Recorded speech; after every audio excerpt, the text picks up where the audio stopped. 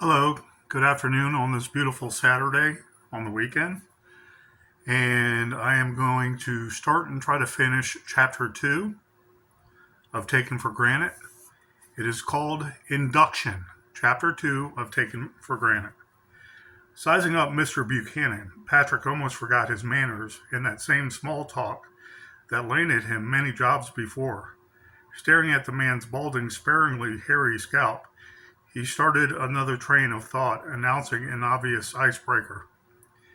Yes, sir, indeed. Any work you may offer.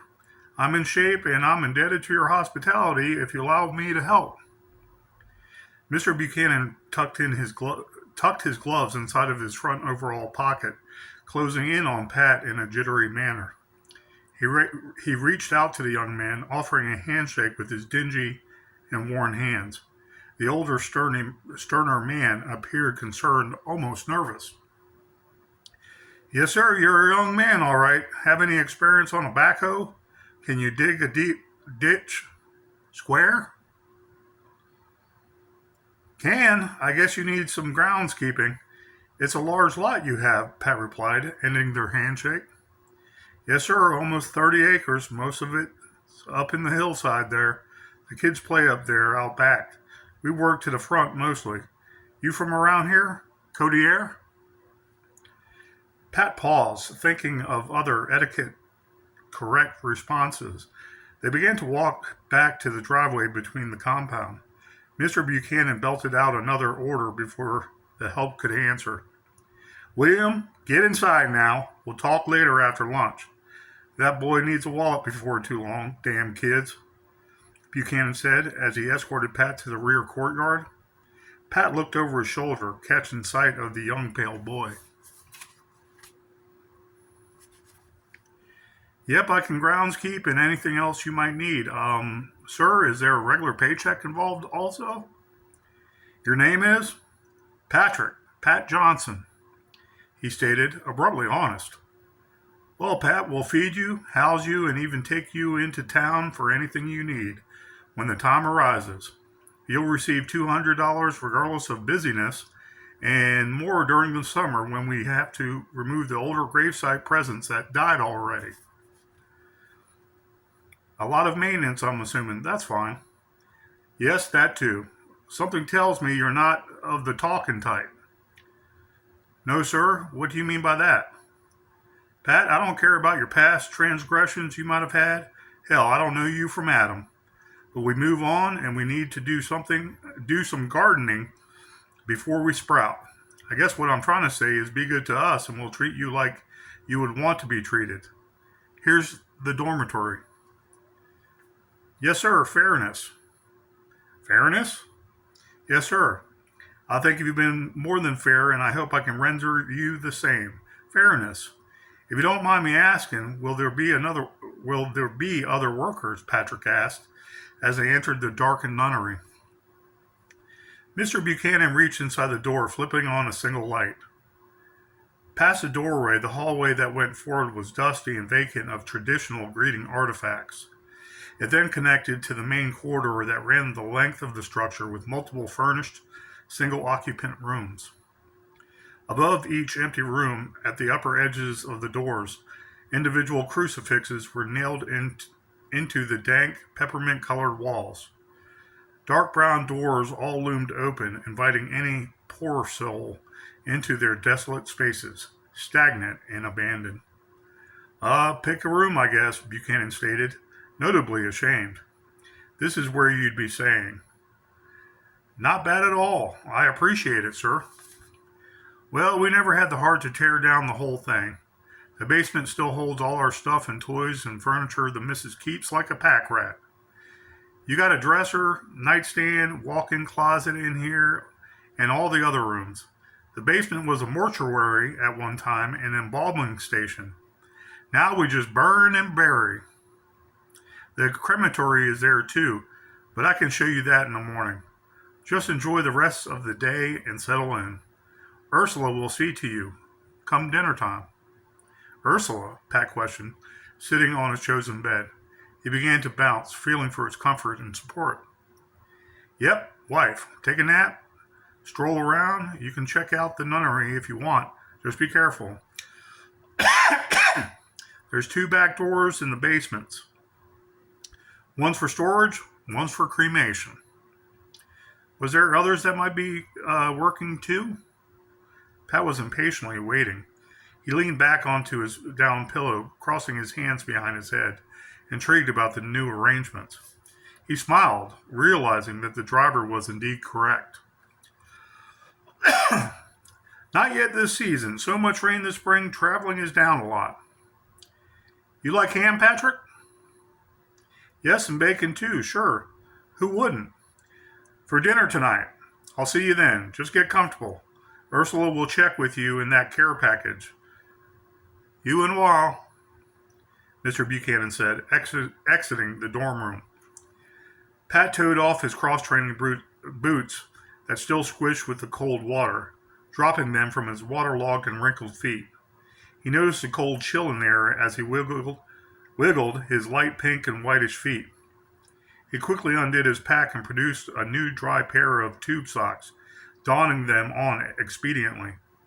He then rose to warm his body, doing arm raisings and stretching. To air out the dusty room, he opened the only window halfway until it sat unsupported and free, with their anchors balancing in the respective shafts. Turning to the walk-in closet, he stowed the rest of his pack and lay back on the made-up bed, attempting an early afternoon nap. Everything else he found could wait till dinner and more introductions to come. Placing his hands together on his warming lap, he stared at the blank and speckless ceiling, unsure of the extreme silence and peace. He closed his tired eyes and reclaimed that earlier vivid memory that heightened his sense of sexual gratification. Slave boy, I said, take that ass now. Move it the right way this time. You can't be done already, are you? Pat pushed away from straddling his dominatrix slave master, spread evenly on the kitchen counter. His brow beaded lightly as he caught his breath. Looking down at the woman's open legs, he rebuked her over-demanding and unrighteous bellows. Sandy, clean yourself off and act more womanly. Damn. You service me, Pat, or Well, Miss Colette, I've seen better, had better, and loved better. You want to whore when you want to, but won't invite me to live in your room? Like I said, I'm gone come morning. No pun intended. Pat chuckled under his breath, that same laugh that never really left his lips happy. Twiddling his fingers slower and slower, he noticed his breathing become shallow as he dozed off. Within moments, Pat slept like he hadn't in years, tweaking minutely as he dove headfirst into his guilty netherworld that either always hurt or hindered his own humbled position. Seeping brown gas covered the dining room as Miriam sat in her Sunday's best. The immaculate plates, fine china and silverware were set for 4 in a somewhat far past, unregulated by speed or repetitions. Floating in the seat was easier than he remembered as a youngster. Days were longer then, people were dirtier, but cared more. When you were clean, you were a spotless clean that nowadays is taken for granted. In his perfect world, that wouldn't have mattered one iota. One iota. One iota, all right, his dad used to say every night when daily punishments were handed out, like the aspirin that followed. Yep, Miriam Mom sat smiling in her best dress, but where was old Daddy Pat this time? Late again, chasing whores at bars, getting his fill. Yep. No. Mother Miriam Mom frowned. Her black and feathery hair came down in a grimace. Only the mega man upstairs was allowed to answer. Yep, not home tonight at all. In jail a long, long time this time. The hair fell into her plate of roast and peas and carrots when the news broke. Sipping his juice on his seat, prim and proper, Patty Jr. smiled with his mother under the dim chandelier. A funeral? More like a wake as she started jumping for joy. Yes, high five for all. High fives for all. Even Sister Mary, the twin. Partly confused, the child saw party gifts for all that stood by her side. Confetti poured in abundance, with rainbow streamers falling below the papier-mâché balls of light. The fully covered brown tint dulled a little into a reddish rose, abdicating a dreary nightmare as Patty celebrated his mother's victory. Yep, jumping for joy, Miriam fell to the couch, crashing, expended. Done, crying in her bipolar Valium-induced victory. Tears ran like a broken storm drain. Crying as they ate pumpkin pie and ice cream toppings. Crying too as they walked up the marble steps. Miriam adjusted Patty's bow tie, left over from 2 Easters ago. Yep, crying as they entered the 10-foot oak doors that slammed behind them. Crying when his aunt called his very popular name for that solemn gray day. Patrick, you look so cute, sweetie. How are you? Patty? Patty? Pat? I'm fine, ma'am. I'll talk to you later, okay? Auntie, later. Mr. Pat. Pat Johnson. Mr. Johnson, I have some odds and ends for you. Are you waking? The lady asked, knocking lightly on the foot of the single bed. Pat Johnson, are you awake? I'll just leave these on the floor for you. Pat? Waking slowly, Pat forgot his surroundings, momentarily alarmed at his newer and archaic room. He looked at the woman, almost sure he was admitted into a hospital for psychiatric evaluations of the sort, or an accident. Straining to recall, he rose to the side of the bed, pinching the dazed sleep out of the corner of his unfocused eyes. His hands shook as they desperately attempted to wake to the unfamiliar face. He became very aware of her simple beauty, however, as he focused more and eyes readied. No, ma'am, I'm sorry. I was just out of it. You're Urs? Yeah, Pat, I'm Ursula. We've gathered up some items for you during your stay. Just something we do. Pat listened for the tractor rolling outside his window, assuming Mr. Buchanan was closing down business for the day. Thanks, ma'am. How long was I out? Pat asked, noticing the darker tint of room. The bleak nunnery became clearer as doldrums sat at the back of his weary head. He quickly glanced at the lady's long, slender legs that melted into her well-formed ass, waiting for an unimportant conversation piece. It's four now. Dinner at ours every night at 6. Will you be attending tonight, or should we cancel a plate? Yes, ma'am, Ursula. I'm sorry, what time again? The young man asked, not caring of the true answer. He leaned back in a semi-exaggerated stretch yawn, exhibiting and flexing his cut muscles. Ursula noticed his lean arms crease between his biceps and lower arm, bulging, yet linear. The lady pouted, almost flustered, raising a suspicious eyebrow to the man, deflecting Patrick's simple come on. The lady quickly placed the care package just inside of the closet and replied, Patrick, Mr. Johnson, dinner is at 6, and please be mindful, kindness can go a long way, sir, she said, smirking under her perfectly angular jaw and cheekbones.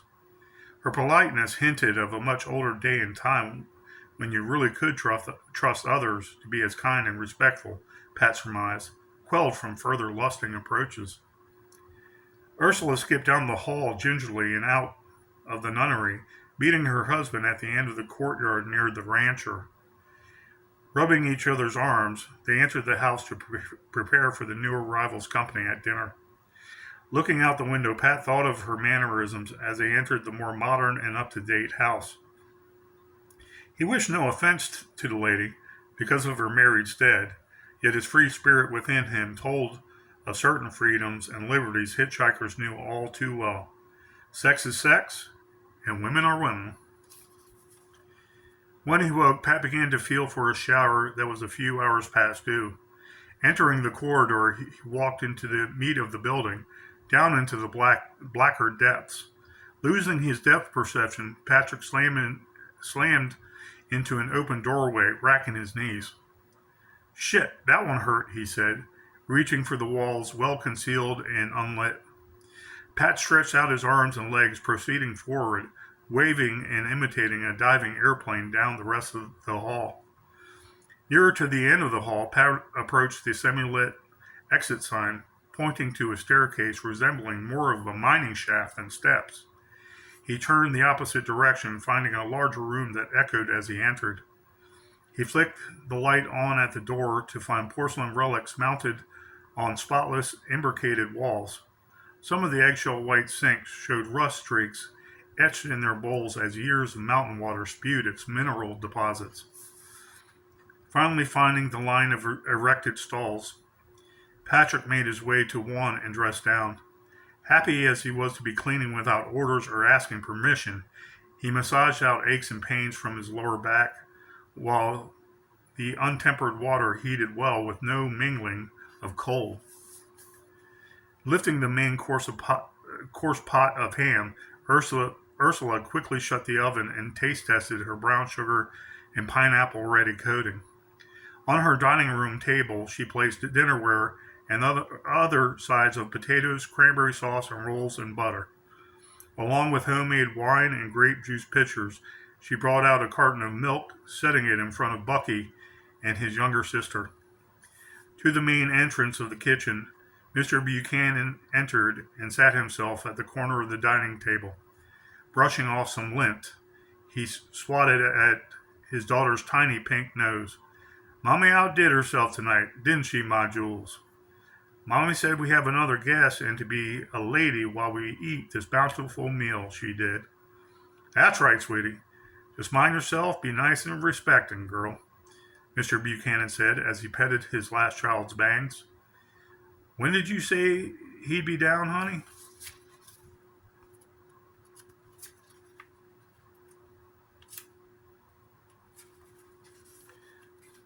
"I told him 6. You also said 6. He'll be here shortly. It's almost 6. Mommy said he's a nice man, Daddy, and not to catch anger counting another gentleman's watch when you're in a hurry," little Julie answered, showing what she had learned from her mother. William Buchanan gave a smile as he thought of a softer response. The junior Buchanan stopped holding his hands in his lap, sharply rebuking his sibling. "Won't stay here long this time. He sees the furnace once, maybe twice, and peon gone. Just like that. Betcha he scats like the ones last year, a month, tops. Mom said he's smarter or strong man, not like those Mexicans last year," Julie stated, perking up into an argument. Month, that's it. Longer. 3 weeks tops. Both of you stop. It's hard work we do, and all he has to do is help out through the busy season. You mind your manners and business. Do as you're told, and we'll be above water this year. Don't you worry none." "But that old building ain't right, Dad. You said it yourself last. Bucky, ain't nothing happened but a lot of overzealous Mexican religious folklore. But Dad, you saw them. They left as soon as you started burning and all. Bucky, enough. We've handled cremation since then, and nothing happened since. Yeah, since no one has lived in that dead building. Nunnery. Now watch your mouth while at the table. We have a guest coming," the father stated, recessing his chin into his thin neck. "What about the nunnery?" "Oh, welcome, Pat. Have a seat for some chow. We were just talking about the business slowing down." "Yeah, last August, I heard. Is there something I should know about?" Pat asked, curtly intrigued. He sat across from the empty seat, thinking it was the ladies of the house. Buck shook Pat's hands nervously, looking at his mouthy son. Then he explained succinctly of the migrants and their brief stay. "It was nothing, I'm sure. I'm indebted to you regardless. The previous owners of church, like you may have heard, moved. Their blast furnace they used to heat up their home there, the Covenant, well, I converted it to a crematory, you understand. It was a business decision. Well, the Mexican men went downstairs and had way too much to drink. They saved some money and got way too drunk one night. They got loud into arguing that night, partying. and was gone the next morning. No one was hurt or anything. They just up and left, the host explained, somewhat lowering his tone. Pat sat, nodding and interested. Well, not a problem then. Work is work. Yes, Pat, work is work. It's not hard work in the traditional sense. I even have a calendar made up a few days in advance, depending on what's on order. During the week, Ursula answers the phones for engagements and site appropriations. Appropriations? Yeah, that entails customer walkthroughs and site selections for who they wish to bury, whoever requests what for or whatever. So we'll know ahead of time where to clear.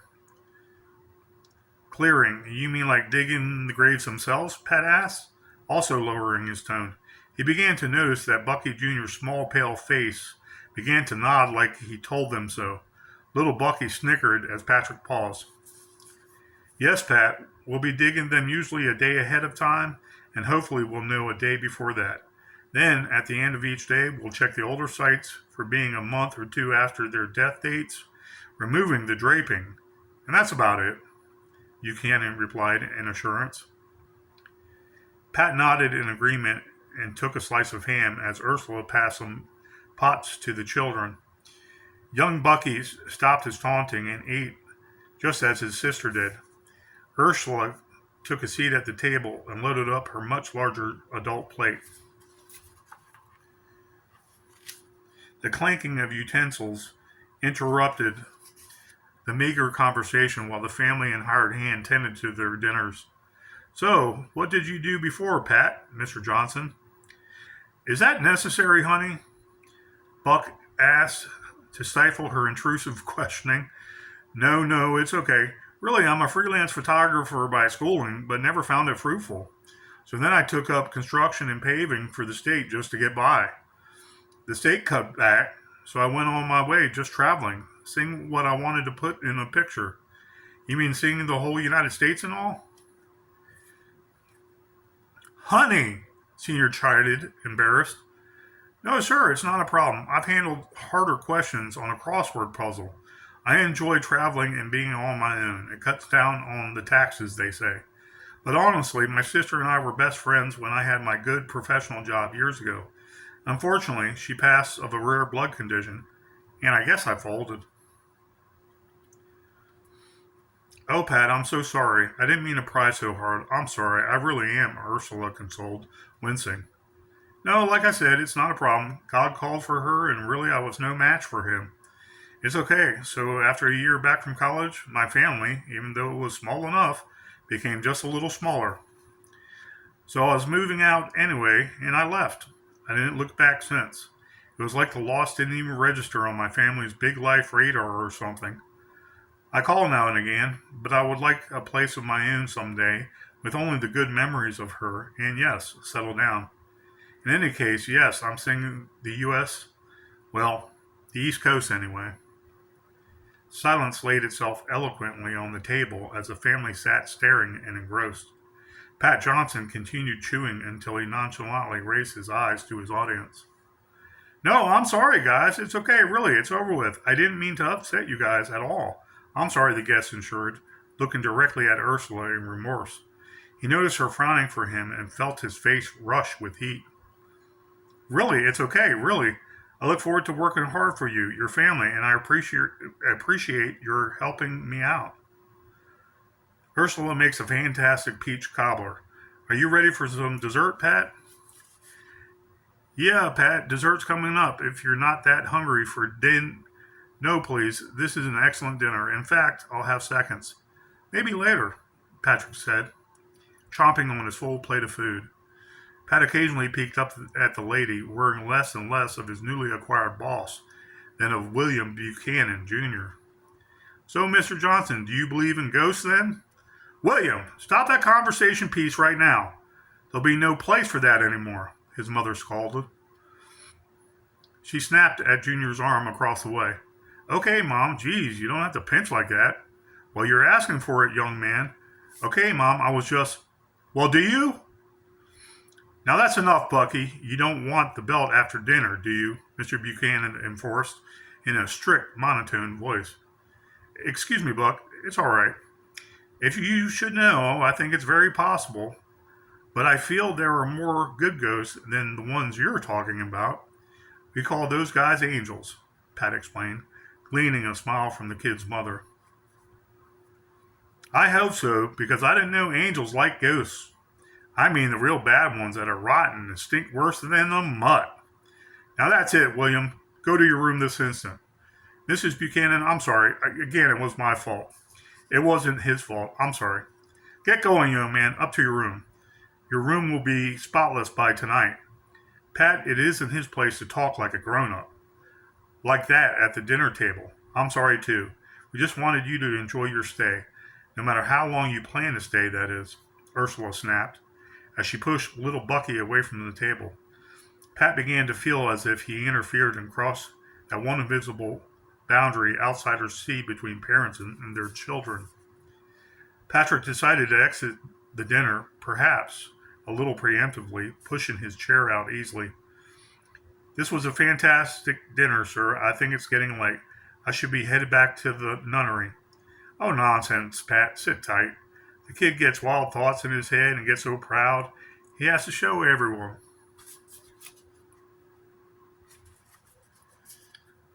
Sure does, Daddy. And he's not your brother, Julie stated jokingly in a chirping voice. Julie continued at her ham, picking and slicing it into smaller chunks. That's right, darling. Why don't you go help your mother and watch some TV? Go ahead, girl. Scoot. Okay, Daddy, but she's busy with William, just a spanking away. You have a wonderful family, sir, Pat said, breaking the ice while they sat alone. Mr. Buchanan pulled out a cigar from his pants pocket and clipped the tip. Pat rubbed his legs, thinking of other topics that would neither lead onto his fallibility nor offend his adopting family. The host lit his cigar and reclined in the chair for an after-dinner smoke, stewing in some deep-rooted thought or daydream. We bought this place on a cheap 6 years ago, in case you were wondering. Oh, no, sir, that isn't any of my business, as far as I'm concerned. I think it could be good money making for smaller business, if that's what you... $38,000 per acre? Per whole thing. It was a gift from the county, as long as we took care of the inmates that died uncalled for. Uncalled for? Pat asked, noticing Mr. Buchanan's face changed to a distant storm of worry. Yep, 6 years ago or so, the county commissioner approached me and Ursula at a night out we had and just gave it to us, basically. See, my dad knew of him through dealings with probate and all. And any good property deals that came up, I guess my dad kept an ear out for. Well, he said to take it, so we did. Ursula was just graduating out of high school, and I had some years on her, you see. I just wanted to make a good impression on her and her parents. There were other cemeteries I knew of, and I wondered how hard it could be ordering headstones and digging a ditch. Well, even cremating a corpse was a little more than my stomach could take. But I did it. And it was paid off in 2.5 years. It's great, and still could be. But one thing you said earlier reminded me of something. It was that something that your sister, God bless her, being called for.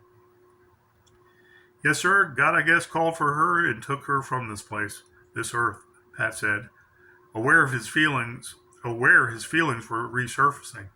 But what does that matter into this? The uncalled for, the ones out of the state prison, any without a following, those are the ones the commissioner told me never to forget. He said to me, William, there's just one thing you need to do for us and the state. Just take care of the uncalled for.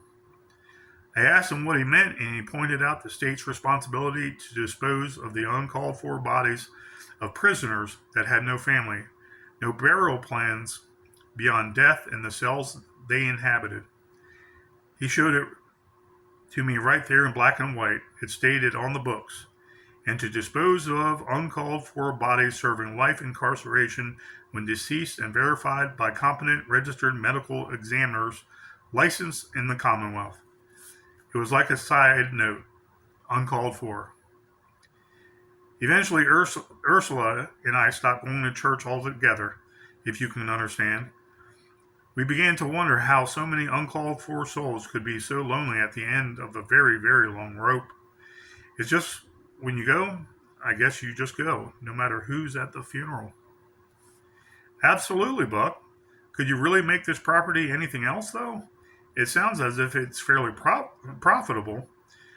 The guest began to inhale larger puffs of bluish white smoke, coughing.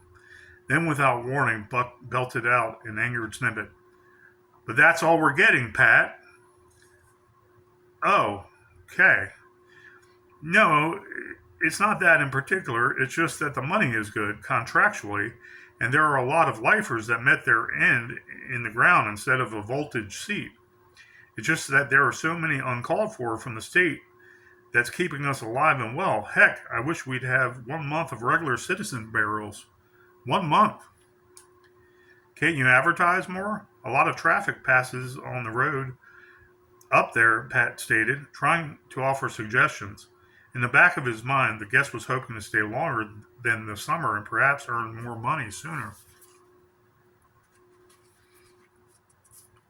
That's what me and the missus have been hashing out. I mean, do you really think regular people want their mother or father, maybe even son or daughter, laid up next to a murderer or crook? I don't see it happening. I just don't. Well, you should try. What about up in the hills, up in the mountains? Thought of that too. Too expensive to build a real paved road. Only mining roads that are not drivable up that far. Most are blocked by trees anyways. I'd need a little more than a backhoe just to clear a spot of an acre.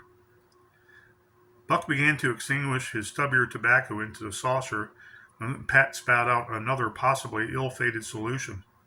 Look, I got it. Clear nothing, okay? Reserve about 10 or 12 acres to the back. Clear nothing but a usable path with nice, usable, serene signs directing relatives where to go. All you need is one well-kept trail. I don't know, Pat. Some people don't want to travel here, let alone take a nature hike, Buchanan said, shyly disagreeing. As the evening wore on, redder lines of age rippled from under his elongated neck. Ursula entered the kitchen dining room area and frowned as the two continued their business debate. No, listen, if you want, I'll section out the trail in my free time, Pat offered. It won't cost anything but maybe an ATV with flatbed tow. How much does a regular plot out front cost? The state and county pays a straight $3,000, and they handle the marker, or the family does, if they can afford just that, or a headstone. Maybe a jackhammer for harder rocks too, but charge them 10, 15, even 20 to have a beautiful resting place. I'm telling you, it'll sell, Pat finished, acting with a little more exuberance. His smile was from ear to ear, awaiting a reply.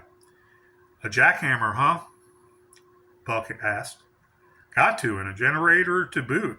It'll all be paid off in 2 or 3 settings, though. You could sell a plot right now. Just show an area you choose, and it's done. We can clear the path as we go. That's it. Just advertise now, and in 2 weeks, I'll have a usable and functional path ready and, well, functional. We're here in the country, aren't we? Honey, what do you think? Buck asked. Ursula pulled up a chair purposely demure and quiet. She poured a pitcher of wine into her glass, sipping a hummingbird swallow. I think it's a good idea, but let me handle the advertising and escorting. That could use a lady's touch in a more nature-oriented atmosphere. There you go, then. It's a deal, honey. It's a deal. Honey, I'm so glad we hired this young man. Thank you, Pat. It's set, then, Buchanan said, shaking Pat's hand excitedly. Aren't you happy, honey? Ursula sat and agreed, at least in principle, with a snuffed chin movement. She leered at the single piece of newspaper that sat folded on the kitchen's littered counter. On the front page of the paper, part of the heading reported that a famed Lauriette socialite was slaughtered the night before under grim, mutilated circumstances. Mrs. Buchanan drank the rest of the glass in one fell swoop, discounting the murder from her overly Christian mind. That was the end of chapter 2, Taken for Granite. And with these glasses, I'm able to read a little better than I have before in the past. But I really am proud of Taken for Granite. and its own story can become a horror movie in the future. I believe I could do a screenplay within a couple weeks.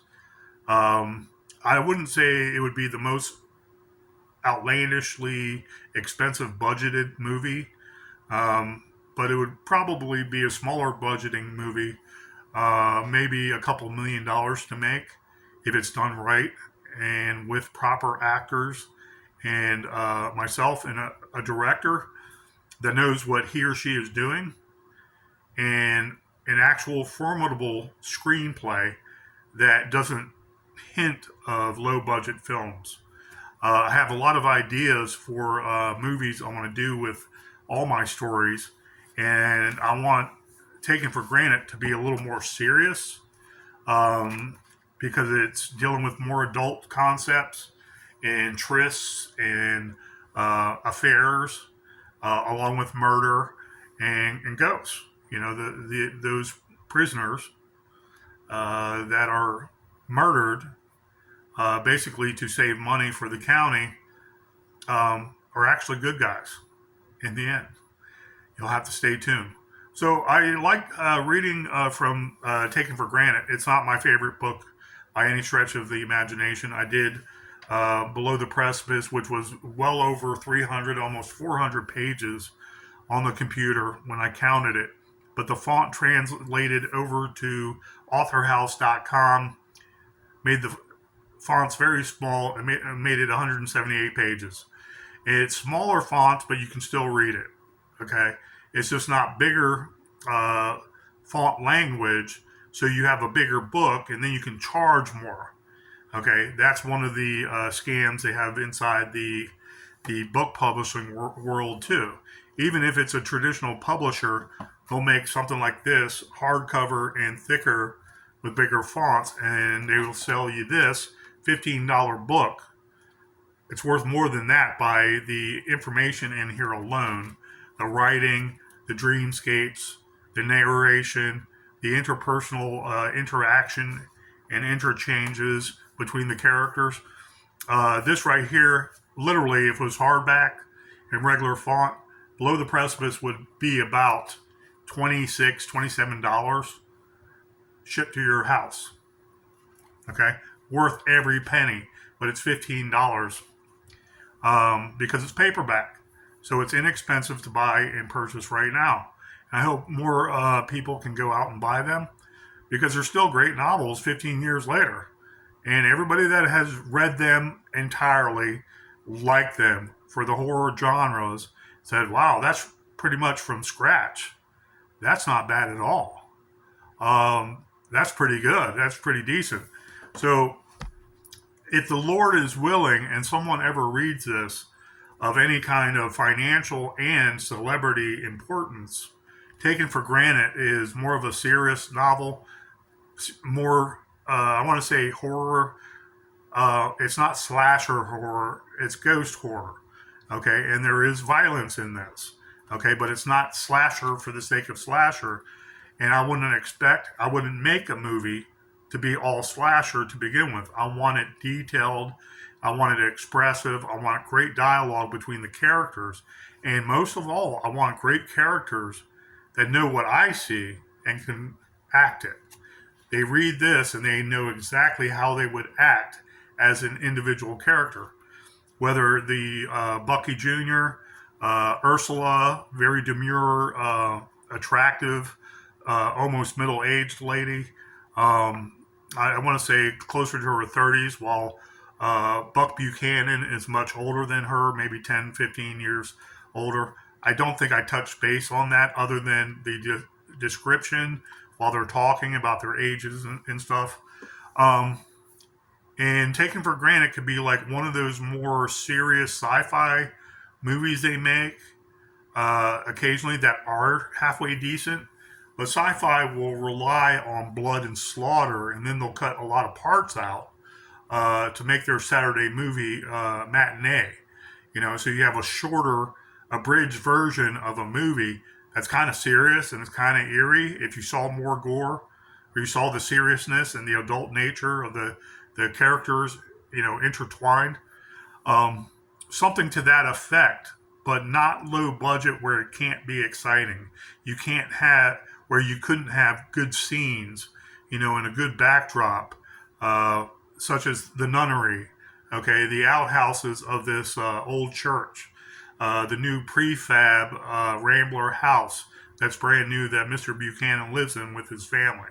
Okay, I think I make reference to the church originally being taken down. That was um, behind where the Rambler is, and what have you. But to make a scene like that, or find a similar scene that's vacant, or you can rent and you can do many things with it, not destroy it, but basically have good film quality showing the location as they do it, with a director that has vision and sees how the scenes work and how they play out and all the little cues they work on.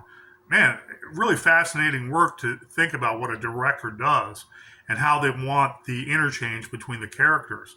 And these characters are real life characters in that, I gave them life. I breathe a lot of life into them from my own imagination, about sordid affairs, about covering up corruption, about death and what we think about death. Given some of that eeriness of the basement. We all remember as kids, if we had a two-story house, the basement, it might have not have been finished. Okay, it might not have been finished like a lot of people want their basements finished nowadays. But the kids back in the day would go down in an unfinished basement and they'd be afraid because of everything lurking back there in the darkness, the cobwebs, it feeling cold and damp, the smell being like putrid death, kind of stale, kind of musty and pungent at the same time. All those things, we remember as children. And imagine the basement of the nunnery where the crematorium is. Anyways, I'm not going to divulge much more. I'm going to read it in the future, and I hope you can stay with me. Taken for Granite was a great novel to write. I wrote this after Below the Precipice was published, and I did this in 2 weeks just to prove I could. And I'm very proud of this. My reading does not do this justice. Chapter 3 will come up maybe tomorrow or maybe on Monday. We'll see. Thank you guys, and have a pleasant weekend. Be safe out there.